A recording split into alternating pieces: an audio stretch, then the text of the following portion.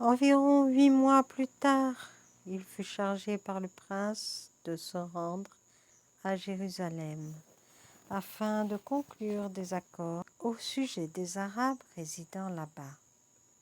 Sa joie de pouvoir connaître la ville dans laquelle le Christ avait œuvré était si grande qu'il en oubliait presque le but terrestre de son voyage.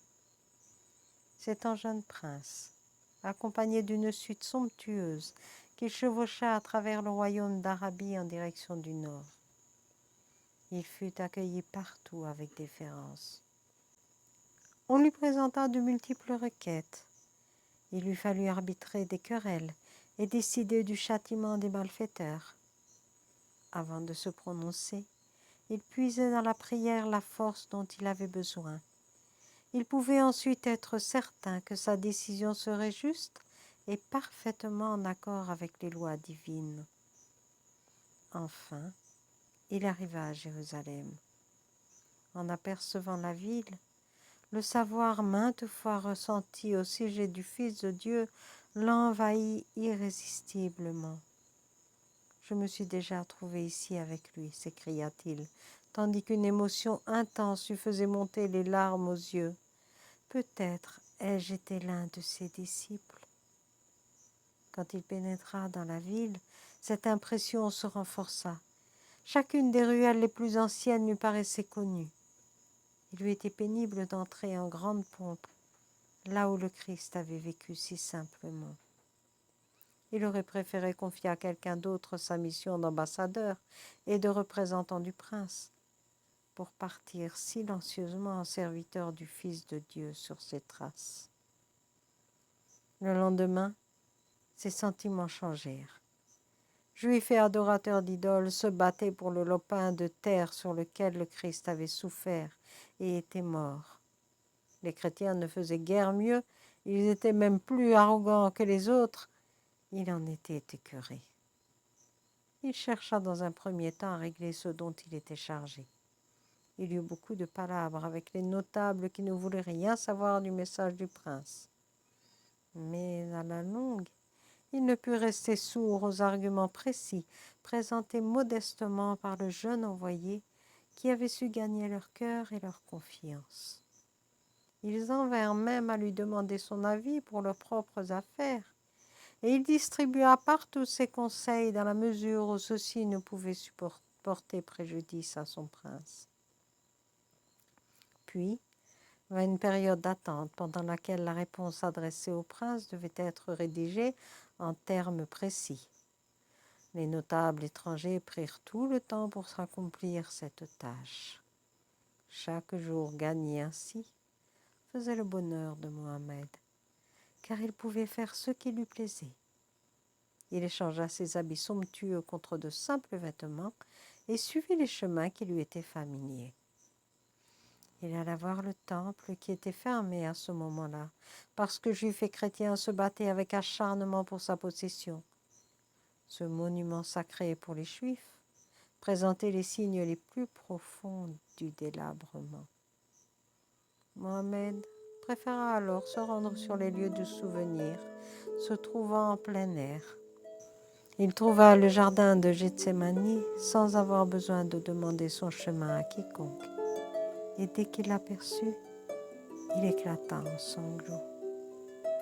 N'aurait-il pas été l'un de ceux qui n'avaient pas su veiller cette heure avec Fils de Dieu? Il les voyait tous sans exception, et il décida de passer la nuit à prier en ces lieux. Il s'agenouilla, là où les disciples avaient attendu leur maître pendant qu'il priait. Il ne lui vint pas à l'idée de fouler l'endroit où le Christ lui-même s'était agenouillé.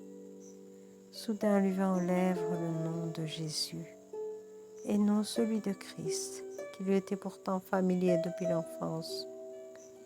Jésus, mais oui, c'est ainsi que nous disions, murmura-t-il pour lui-même. Ensuite, ce fut le mot maître qui s'imposa à lui. Maître, je veux être ton serviteur.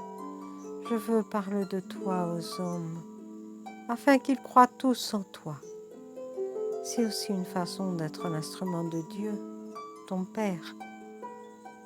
Il pria avec ferveur. Et pendant ce temps se déroula devant lui la vie du Fils de Dieu, depuis le jour où il l'avait vu pour la première fois.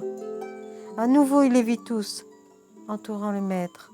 Un seul manquait, et ce devait être lui. Seigneur, Jésus, Maître, dit-il dans sa prière, j'ai donc une fois déjà été ton serviteur. Permets-moi de l'être à nouveau. Et une voix dit, Nathanaël, le Seigneur a exaucé ta prière. Tu es choisi pour être le serviteur du Très-Haut, et par là même tu sers également ses fils.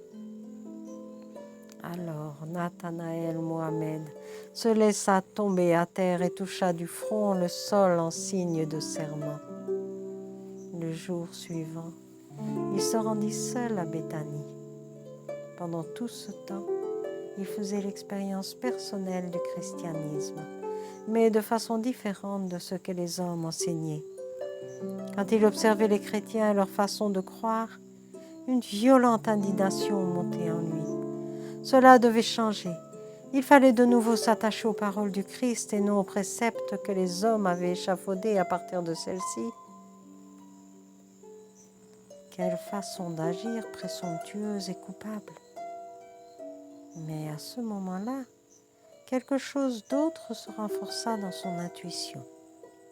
Il avait fait lui-même l'expérience que les hommes ne viennent pas seulement une fois sur terre. Il savait quand et sous quelle forme il avait jadis servi le Fils de Dieu. Il était clair pour lui qu'il ne faisait nullement exception au sein de l'humanité.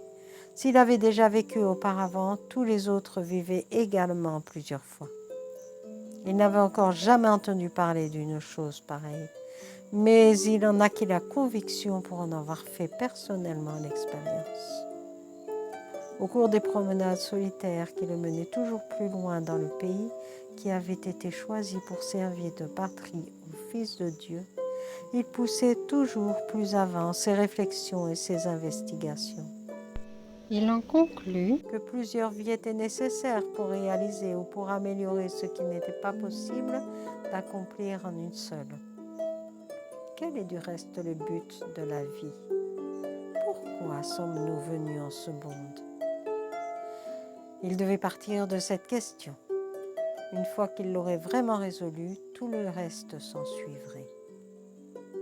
Il aurait préféré se libérer de la vie à la cour pour pouvoir rester en pays juif et poursuivre ses recherches. Mais le fait de savoir qu'il était autorisé à être un instrument de Dieu était pour lui une grande compensation.